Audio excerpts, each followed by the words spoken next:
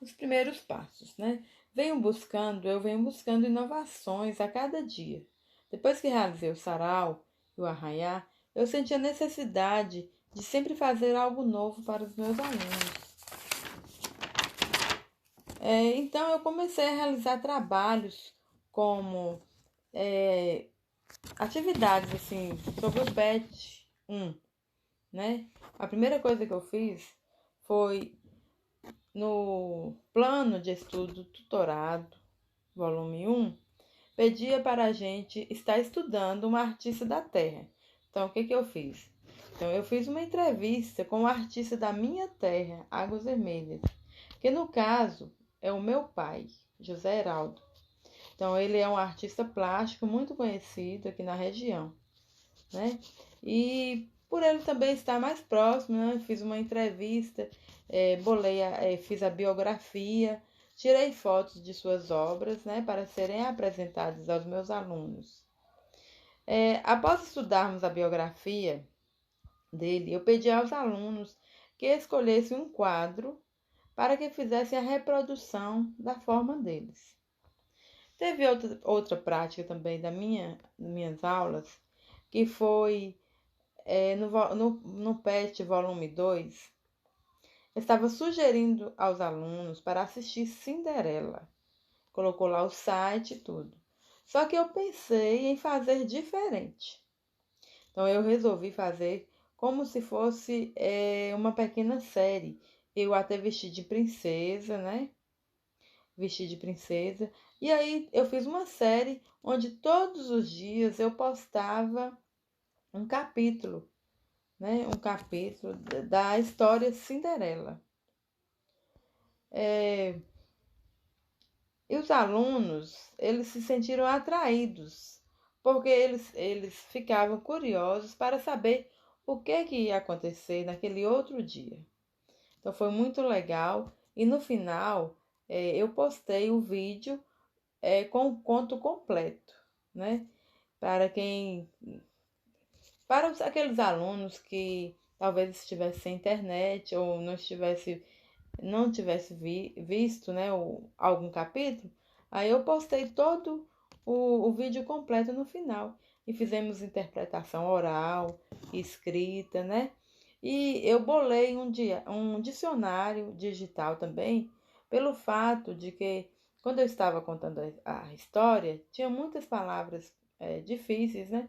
Então eu bolei um dicionário digital, eles fizeram a participação deles foi ótima também. Teve também nas minhas aulas remotas, teve também no PET volume 2, veio falando sobre cartas. Então foi aí que eu bolei um teatro de fantoches, né?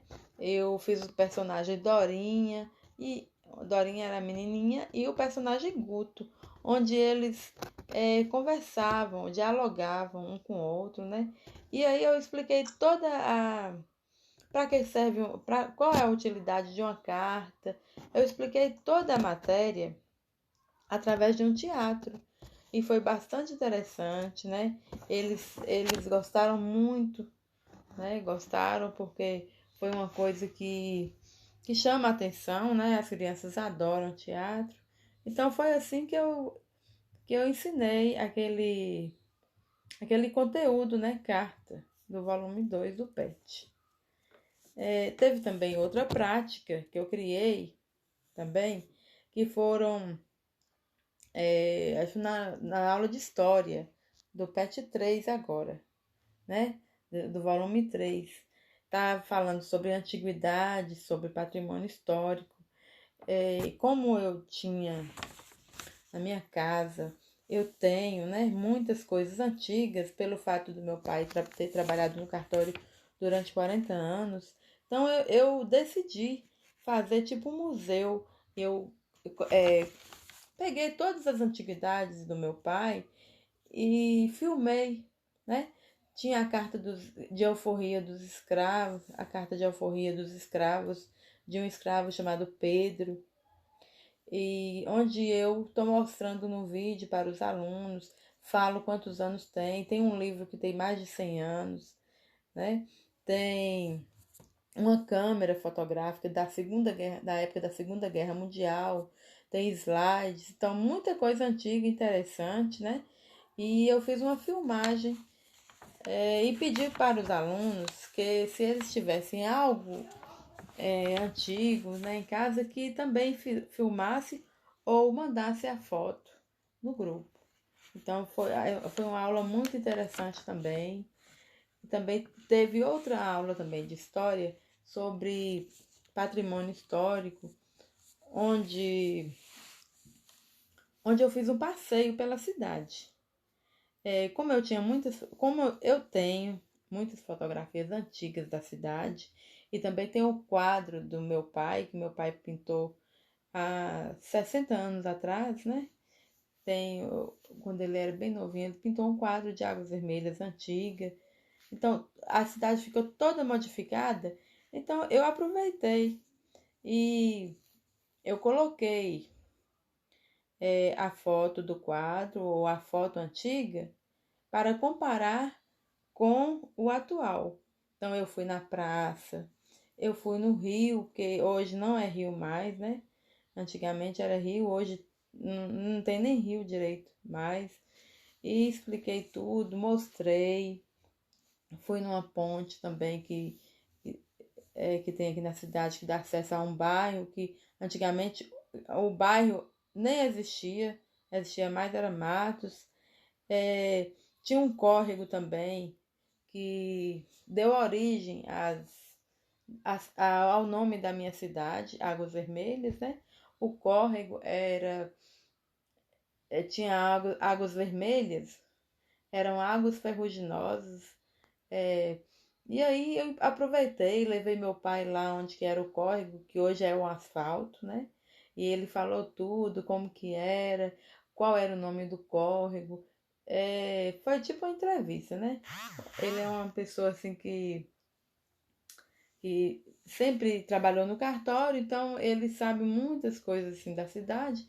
Aí foi interessante que eu fiz tipo uma entrevista com ele e fiz esse vídeo, que ficou muito interessante também, né? Os alunos amaram, a gente comentou sobre esse passeio, né? Eu conversei com eles acharam interessante, porque no lugar de uma gruta era uma igrejinha, no lugar do asfalto era um córrego. Então, a gente trabalhou também geografia, né? A paisagem modificada, trabalhou história, patrimônio histórico. Eu mostrei as casas tombadas, né? E as casas aqui de Águas Vermelhas que foram tombadas, que hoje é patrimônio histórico. E falei por que foram tombadas, né? E foi assim uma aula muito prazerosa, né, para eles. Assim, não foi nada cansativo e eles gostaram. Eu percebi que eles gostaram muito porque eles, ao tempo todo, tinha gente me pedindo os vídeos, né? Às vezes alguém apagou e falou: "Ô, tia, manda o vídeo aí para estar mostrando para fulano, tá mostrando para não sei quem." E eles gostaram muito, eles amaram essa aula.